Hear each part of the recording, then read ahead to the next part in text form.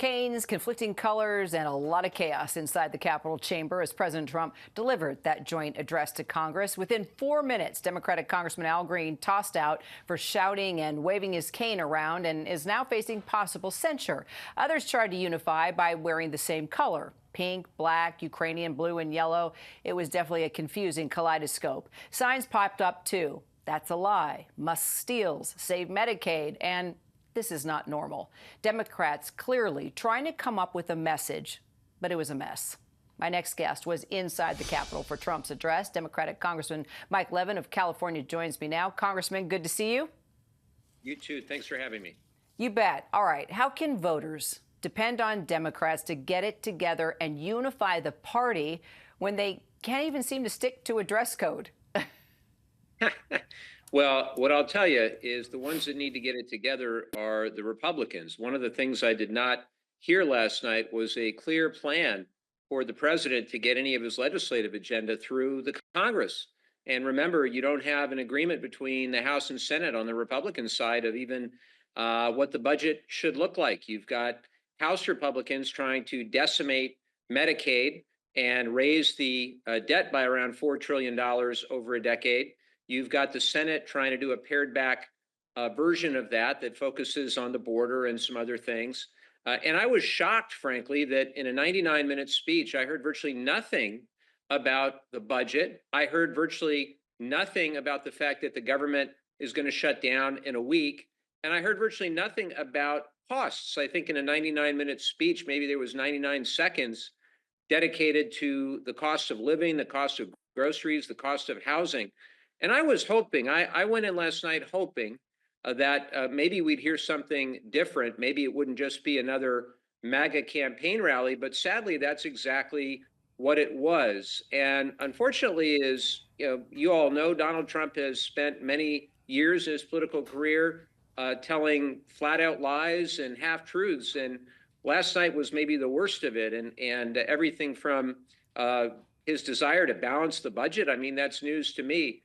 The Republican plan so let's talk. Was a massive hole in the budget.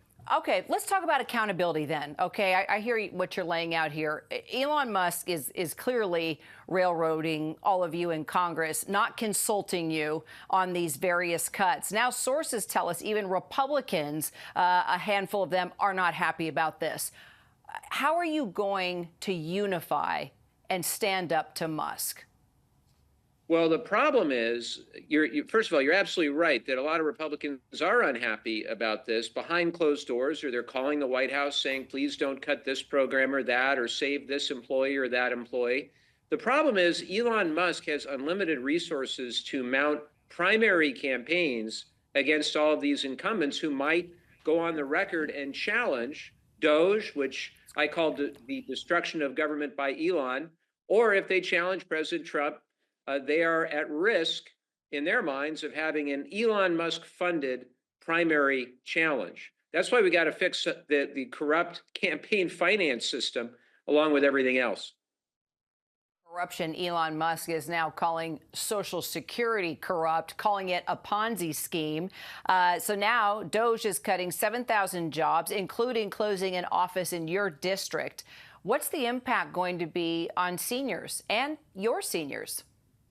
Well, I worry that this is their first step towards privatization, really destroying the program from within. I would say it's the biggest attack we've seen on Social Security since 1935, since Social Security was first created by FDR.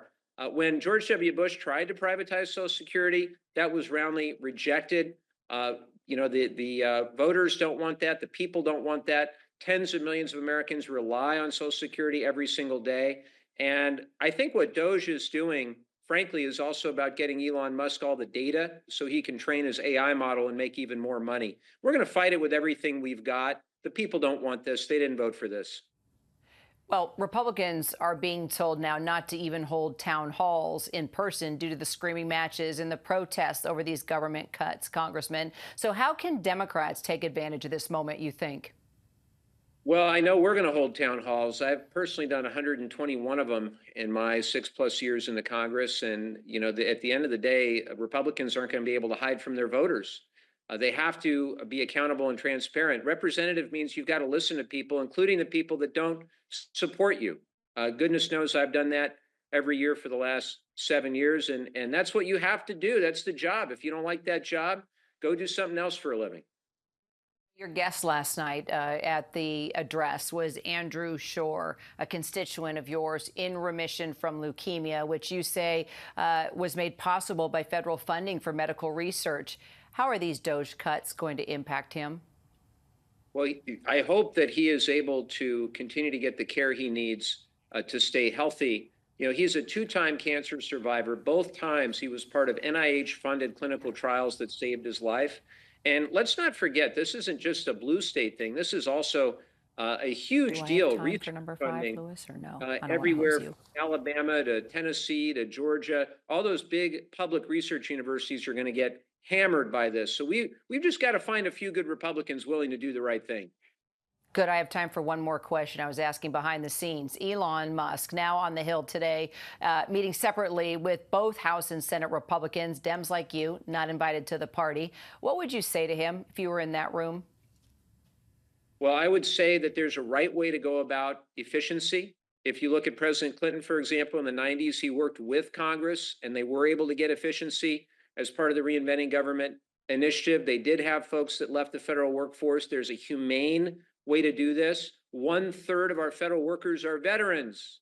And I hear from veterans who were let go of their jobs, not because of any performance issue, but because maybe they just got a promotion. In many cases, if you just got promoted, that makes you probationary. What was done by Elon continues to amaze me. It's not a company where you can just go break it and then hope to rebuild it. This is a federal government. This is people's lives. And I would tell them to be mindful and humane and also to follow the Constitution. You might want to pick it up and read it. Now, remember, you're a member of Congress. You got to fight back, Congressman. You're the ones that are supposed to be a part of that Constitution, one that right now Elon Musk is stepping all Article over. 1.